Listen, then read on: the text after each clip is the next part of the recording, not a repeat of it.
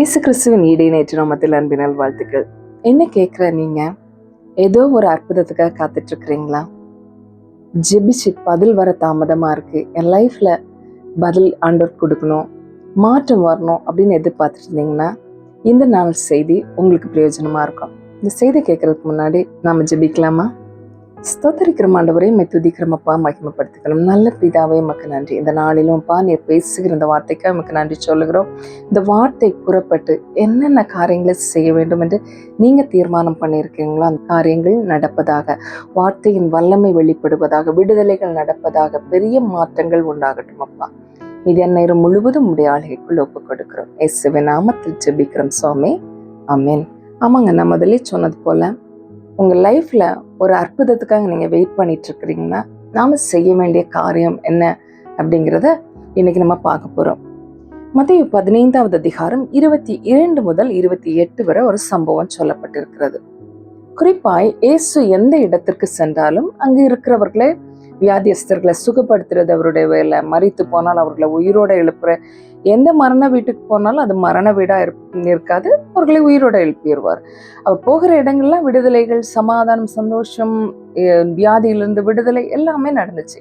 இங்க இயேசு ஒரு இடத்துக்கு போகிறார். அங்க ஒரு பெண் தன்னுடைய மகளுடைய அவங்க மகா பிசாசு பிடிச்சிருக்கிறாங்க, அவங்களுக்கு சுகம் வேணும் அப்படின்னு சொல்லிட்டு இயேசுக்கு பின்னாடியே போய் கேட்டுட்டே இருக்கிறாங்க. இவங்க ரொம்ப கூப்பிட்டுட்டே இருக்கிறாங்க, ஆனா இயேசு மைண்ட் பண்ற மாதிரியே இல்லை. இவங்க இந்த மாதிரி இயேசு எங்கேயுமே நடந்ததில்லை. இதை பார்க்கும்போது சீஷர்களுக்கே ஆச்சரியமா இருக்குது. உடனே சீஷர்கள் இயேசு கிட்ட சொல்றாங்க, அந்த அம்மா தொடர்ந்து பின்னாடி வந்துட்டே இருக்கிறாங்க, உங்களுக்கு எதையாவது சொல்லி அனுப்புங்களேன் அப்படின்னு. அப்போ அதுக்கு அந்த பெண்ணை பற்றி பைபிள் அவங்களை எப்படி சொல்லுதுன்னா, கானானிய ஸ்திரீ. இஸ்ரவேலருக்கு கானானியர்கள் அப்படின்னா புறஜாதிகள், ஜென்டைல்ஸா கன்சிடர் பண்றவங்க தான் கானானியர்கள்.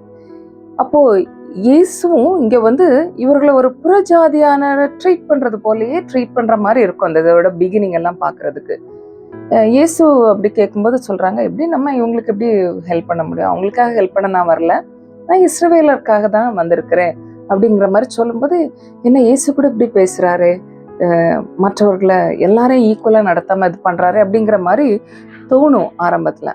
ஆனா இயேசு சில டெஸ்டிங் அந்த பெண்ணுக்கு முன்னாடி வைக்கிறார். அத அந்த பெண்ணும் புரிந்து கொண்டு விடாப்பிடியா இயேசு கிட்ட போறாங்க. சில நேரத்துல ஆண்டவர்கிட்ட நம்மளுடைய ஜெபங்களை வைக்கிறோம், வச்சுட்டு தொடர்ந்து கொஞ்சம் பண்றோம், கொஞ்ச நாட்கள் பிறகு இது இனி நடக்கவே நடக்காது, இந்த ப்ரேயருக்கெல்லாம் ஆண்டவர் பதில் கொடுக்க மாட்டார் அப்படின்னு அந்த ஃபைலை க்ளோஸ் பண்ணி நம்ம போட்டுருவோம். ஆனா ஒரு முறை இயேசு கிட்ட ஜெபிக்கப்பட்ட ஜெபம் அது நிச்சயமா பதிலை கொண்டு வரும். தொடர்ந்து நீங்க அது நடக்கும் அப்படிங்கிற விசுவாசத்தாலே போதும். நான் ஆண்டவர்கிட்ட சொல்லியிருக்கிறேன், ஒரு பெரிய தேவன், அவரால் செய்ய முடியாதது எதுவுமே கிடையாது, அவர்கிட்ட நான் உன்னை சொல்லிட்டேன் அப்படின்னா அவர் எனக்கு செய்வார் அப்படிங்கிறத விடாபடியா நீங்க விசுவாசித்தீங்கன்னா பெரிய அற்புதங்கள் உங்க வாழ்க்கையிலே நடக்கும். விடாபிடியான விசுவாசம் அற்புதங்களையும் அடையாளங்களையும் நம்முடைய வாழ்க்கையில கொண்டு வரும். அதாவது அந்த கானானிய ஸ்திரீயோட வாழ்க்கையில பாக்குறோம். இயேசு 3 இடங்கள்ல இந்த பெண்ணை ரிஜெக்ட் பண்றாங்க. முதல்ல வந்து அவங்க தொடர்ந்து கூப்பிடுறாங்க.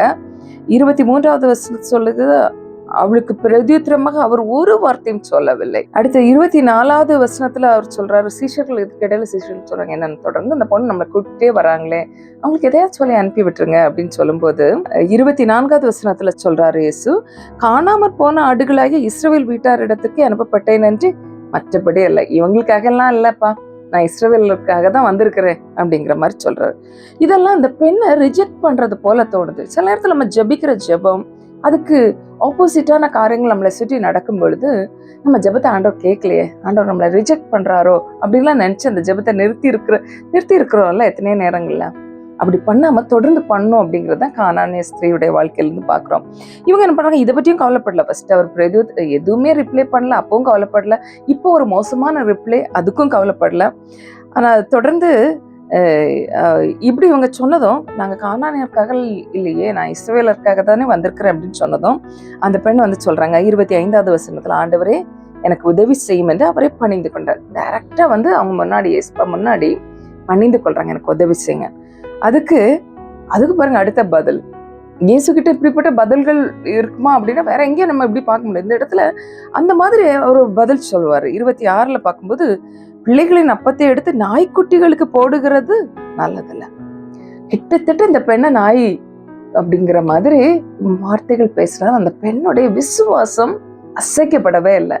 ஏன்னா அந்த கானானிய ஸ்திரீக்கு தெரியும் இந்த இயேசு யார், இவரால என்ன செய்ய முடியும், எனக்கு என் பிள்ளைக்கு விடுதலை தர இவரால முடியும், இவர் மகா பெரிய தேவன் அப்படிங்கறத அவங்க ரொம்ப கிளியரா அண்டர்ஸ்டாண்ட் பண்ணியிருந்தனால இத்தனை காரியங்கள் இயேசு சொன்ன பிறகு அதை பற்றி அவங்க கவலையே படாம திரும்பவும் தொடர்ந்து கேட்கறாங்க. இப்படி நாய்க்குட்டிகளுக்கு எப்படி போடுறதுன்னு கேட்டதுக்கு அந்த அம்மா ரிப்ளை பண்றாங்க பாருங்க 27ல, மெய்தான் ஆண்டவரே, ஆகிலும் நாய்க்குட்டிகள் தங்கள் எஜமானின் மேஜையிலிருந்து விழும் துணிக்கைகளை தின்னுமே. அவ்வளவு ஹம்பிளா திரும்பவும் அவங்க பதில் சொல்றாங்க. இத கேட்டதும் இதெல்லாம் டெஸ்டிங்னு அடுத்த வசனம் தான் நமக்கு புரிய வைக்கும். 28வது வசனத்துல இயேசு அவளுக்கு பிரதியுத்தரமாக, ஸ்திரீயே, உன் விசுவாசம் பெரிது, நீ விரும்புகிறபடி உனக்காக கிடவது என்றார். அந்நேரமே அவள் மகள் ஆரோக்கியமானாள். பாத்தீங்களா, இந்த பெண் இயேசு யார் என்பது ரொம்ப நல்லா புரிஞ்சிருந்தாங்க. திரும்ப திரும்ப இவங்கள நெகட்டிவா பேசினது மாதிரி இருந்துச்சு.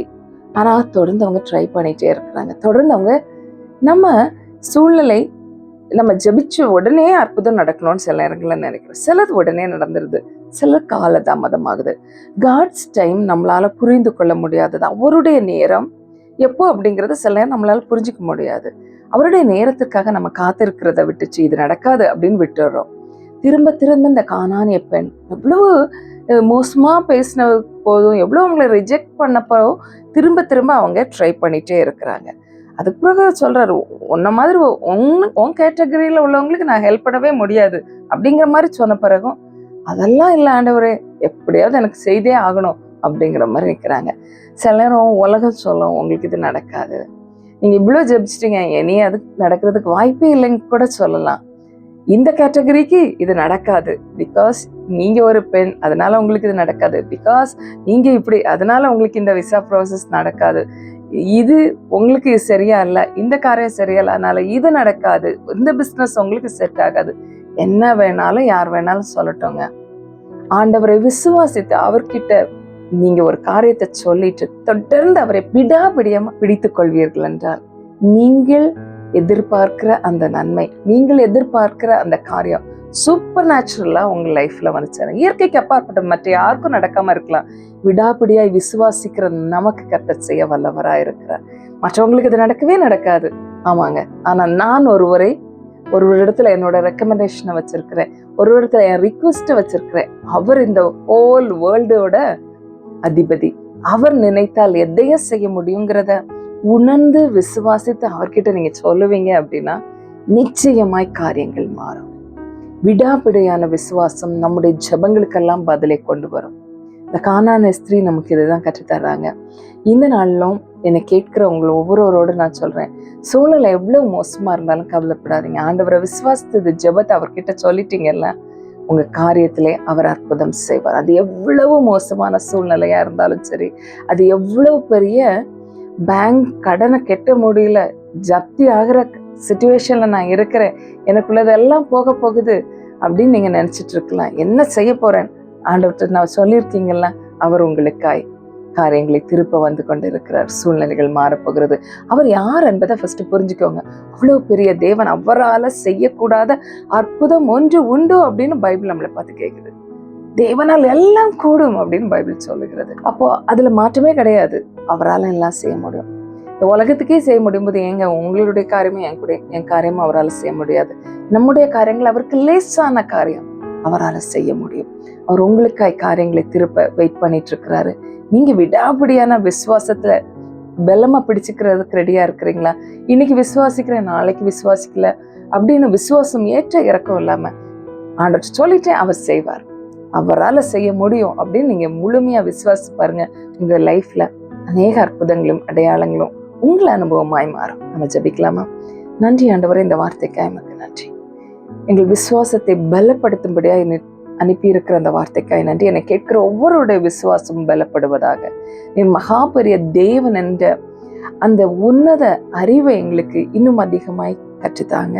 நீங்க யார் என்பதை உணர்ந்து கொள்ளுகிற அந்த இருதயத்தை எங்களுக்கு தாங்க. இன்னும் அதிகமா உம்மை புரிந்து கொள்ளுகிற அந்த ஞானத்தை எங்களுக்கு தாங்க ஆண்டவரே. உம்மை விசுவாசித்து பின்தொடர்கிறோம். இந்த நாளிலும் உம்மை விசுவாசித்து உம்முடைய சமூகத்துல காரியங்களை வைத்திருக்கிற ஒவ்வொருடைய வாழ்க்கையிலும் ஒரு பெரிய அற்புதம் நடக்கட்டும். இன்னைக்கு எந்த காரியத்துக்காக அவர்கள் ஜெபிக்கிறார்களோ அந்த காரியத்திலே ஒரு மகாபரிய அதிசயம் அற்புதமான காரியங்கள் சம்பவிக்கட்டும் என்று ஜெபிக்கிறோம்ப்பா. நீர் அப்படி செய்வதற்காக நன்றி. இயேசுவின் நாமத்தில் ஜெபிக்கிறோம் சுவாமி. ஆமென். சந்தோஷமா இருங்க. உங்க விசுவாசத்துல தளர்ந்து போகாதீங்க. விடாப்பிடியா விசுவாசிங்க. கர்த்தர் நிச்சயமா அற்புதம் செய்வார். God bless you.